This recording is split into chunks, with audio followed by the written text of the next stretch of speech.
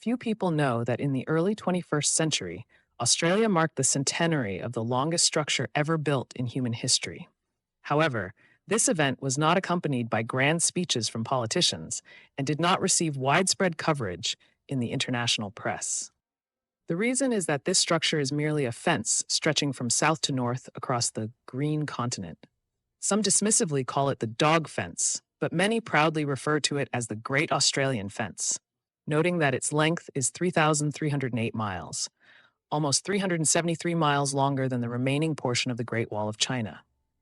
The Great Australian Fence may look modest. It is just a wire mesh with barbed wire on top. However, its importance to Australia cannot be overstated. The country has 3 such fences, each built to protect against specific animal pests. In 1859, only 24 rabbits were brought to Australia from England. The man who released them, Thomas Austin, had no idea what a catastrophe would follow. Within 30 years, the rabbit population exploded, becoming a real disaster for farmers.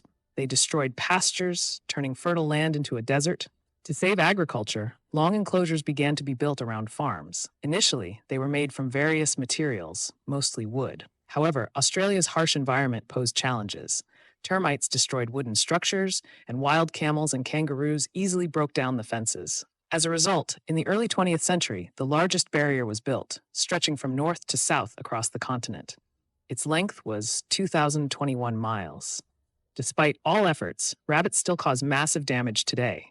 Each year, they consume enough grass to feed 25 million sheep. Even biological weapons have failed. The myxomatosis virus, 1950s, and calicivirus, 1990s, only temporarily reduced their numbers before resistant rabbits emerged, causing the population to surge again. Another serious threat to farmers came from wild dingo dogs. These predators hunted kangaroos, birds, and reptiles, but once rabbits appeared, they quickly added them to their diet. However, their primary prey became sheep. A single dingo pack could kill dozens of animals in one night, driving farmers to financial ruin. The fight against dingoes began in 1788, when the first sheep were brought to Australia. Farmers shot, poisoned, trapped, and netted them. By the late 19th century, in New South Wales alone, farmers were using several tons of strychnine annually in an attempt to control the dingo population. But these measures were largely ineffective. In the early 20th century, authorities decided to build a long barrier by connecting existing fences into a single enclosure. By 1960, the states of Queensland, South Australia, and New South Wales completed the construction of a grand barrier. Today, the dog fence stretches for 3,308 miles, standing at 5 feet 11 inches tall. The wire mesh is buried 12 inches deep and in some areas reinforced with concrete to prevent dingoes from digging under it. Maintaining the fences requires significant resources. For example, Queensland alone spends around 15 million Australian dollars per year on fence repairs. Heavy rains erode the supports, rust weakens the wire, and wild camels, kangaroos, and emus often tear holes in the fence.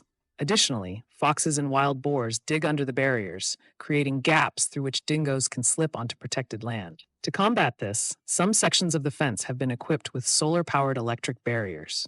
Additionally, specialized inspectors patrol every mile of the fence daily to detect and repair any damage in time. Australia's fences are a unique example of an engineering solution to an ecological problem. Despite their simplicity, these barriers play a crucial role in protecting the country's agriculture and ecosystems.